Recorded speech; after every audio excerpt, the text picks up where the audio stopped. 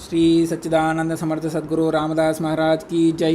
अवधूत भरद्वाज महाराज की जय। हरि ओं गुरुदेव दत्त की जय।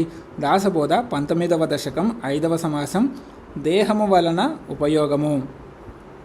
మన్ను, రాయి, బంగారము, వెండి, కంచు, ఇత్తడి, రాగి మున్నగు లోహాలతో నిర్మింపబడిన దేవతా విగ్రహాలను, చిత్రపటాలను మానవులు పూజించుచున్నారు. కొందరు దేవతార్చనమునందు రాగి నాణాలను, బంగారు నాణాలను పూజిస్తారు. చక్రాంకితములైన నాణాలను చక్రతీర్థము నుండి తెచ్చుకుంటారు. ఉపాసన పలు తెరంగుల ఉంటుంది. ఎంతదనుక పేర్కొనగలను? శ్రద్ధానుసారంగా ఎల్లరును ఉపాసన గావించుచుకున్నారు. తొలుదొలుత అన్నింటికి కారణమైన స్మరణమును విచారించవలను. దైవతములన్నీయు దాని అంశాలే. ఆదియందు ద్రష్టయు దైవమును ఒక్కటే, అదియే అనేకమయ్యను. వివేకము వలన ఈ అంశము ధ్యానంలోనికి వచ్చును. దేహము లేకున్నచో భక్తి జరగదు. అంతేగాక పరమేశ్వరుడు ప్రసన్నుడుగాడు. కావున భజనకు మూలము దేహమే. మొదటి నుండి దేహాన్ని వ్యర్థమని తలంచినచో భజన ఎలా జరుగుతుంది? సారాంశమేమనగా దేహాత్మ సంయోగం వలననే భజనం జరుగుతుంది. దేహము ఆత్మ సంయోగం వలననే భజన జరుగుతుంది. దేహము లేకున్నచో ఈశ్వర భజనము, పూజనము, మహోత్సవము మున్నగునవి ఎట్లు జరగగలవు? దేహము లేకున్నచో అత్తరు, గంధము, పత్రపుష్ప ఫలతాంబూలాలు, ధూప దీప నైవేద్యాలు మున్నగు పూజలు ఎట్లా జరగగలవు? దేవుని తీర్థము గైకొనుట, దేవునికి చందనమును అలదుకొనుట, దేవునిపై పువ్వులుంచుట మున్నగు విషయాలు దేహము లేకున్నచో జరుగుట ఎట్లు? ఇంత ఏలా? దేహము లేకున్నచో ఏ పని జరగదు. దేహము వలననే భజన జరుగుతుంది. దేవుడు, దేవత, భూతము, ప్రాణిమాతృలు, దైవతము మొదలైనవన్నింటియందు పరమాత్ముడు నిండి ఉన్నాడు. కావున యోగ్యతానుసారముగా అందరును ప్రసన్నుల గావింపవలను. అందరికిని గావించు సన్మానము మూలమునకే పరమాత్మునకే ప్రాప్తించును. మాయాలత అల్లుకొని ఉన్నది. నానా విధములైన దేహ ఫలములతో నిండి ఉన్నది. ఫలములలో మూలమునందలి చైతన్యము ఇదితమగుచుండును. కావున ఉదాసీనతను చూపనక్కర్లేదు. చూడదలచిన వాడికి అక్కడనే చూడవలను. మరియు విశ్వాసము కలిగిన పిమ్మట సమాధాని అయి ఉండవలను. ఎందరో మనుషులు సంసారాన్ని విడిచి దేవుని వెతుకుతూ తిరుగుచుంటారు. వారు పోయిన తావున ఎల్లా బహువిధ సందేహాలతో పడతారు. Like many people leave their family and go for forest and after that they will go in lot of doubts.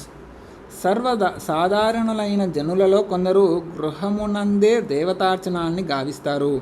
మరియు ఇటు అటు భ్రమణం వనరించి క్షేత్రాలలోని దేవతలను దర్శిస్తారు.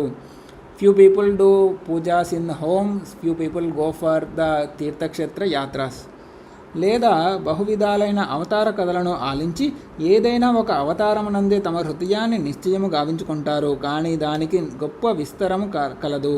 కొందరు బ్రహ్మ, విష్ణు, మహేశ్వరుల కథలు ఆలించి వారిలోనే గొప్పవారినిగా భావిస్తారు. కానీ అన్నింటికంటే ముందుగా ఆ గుణాతీతుడైన జగదీశ్వరుని కాంచవలను. కానీ ఆ జగదీశ్వరునికి ఎచ్చటను నెలవు లేదు. ఎక్కడ భజన చేయవలను? ఇది మిగులు సందేహమైన అంశము. బ్రహ్మ, విష్ణు, మహేశ్వరులు అంటే వారికి ఒక ప్లేస్ ఉంది కాబట్టి చేయొచ్చు. కానీ జగదీశ్వరునికి ప్లేస్ లేదు. అలాంటప్పుడు ఎలా మనకి భజన చేస్తాము? ఆ పరమాత్మని సందర్శింప చాలకున్నచో పవిత్రులము ఎలా అవుతాము? కావున అన్నింటినీ ఎరింగిన సాధు పుంగవులకు వందనాలు. సో అటువంటి పరమాత్మని భజన చేయాలంటే అటువంటి పరమాత్మని ఎరింగిన సాధు పుంగవలానికి వందనాలు తెలుపుకోవాలి. పృథ్వీ మండలమునందు ఎందరో వేల్పులున్నారు, అంటే ఎందరో దేవతలున్నారు. వారల ఎడ విశ్వాసం తొలంగ వీలు లేదు. ముఖ్య దైవతము పరమాత్మ అనేక ప్రయత్నాల గావించిన పిదప కూడా విషదము కాదు. కావున కార్యమును వేరుపరిచి అనగా మాయను దృశ్యమును వేరు చేసి పిదప ఆ పరమాత్ముని చూడవలను. అప్పుడే కొంత గోప్యము విశదమవుతుంది. అది కాన్పింపదు, భాషింపదు. కల్పాంతమునందు సైతం దినముషింపదు. మరియు సుకృతము లేకున్నచో దాని మీద మనస్సు విశ్వాసముంచదు.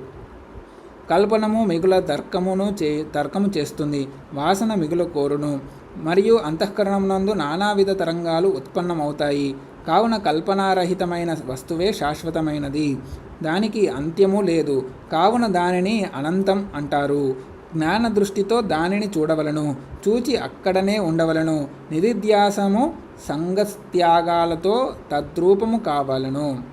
పాపము ఈ క్షుద్రజీవునకి దాని ఆనందలీలలు, దాని చిత్ర విచిత్రములేమీ తెలియను. ఆ స్థితి సాధు సమాగమం వలన స్వానుభవమైన పిమ్మట సిద్ధించును. ఆ స్థితి సిద్ధించిన పిదప అధోగతి నశించును. ఈ విధంగా సద్గురుని సేవ వలన తత్కాలముననే సద్గతి లభించును. శ్రీ సచ్చిదానంద సమర్థ సద్గురు రామదాస్ మహారాజ్ కీ జై. హరి ఓం. గురుదేవ దత్త కీ జై. జై సాయి మాస్టర్.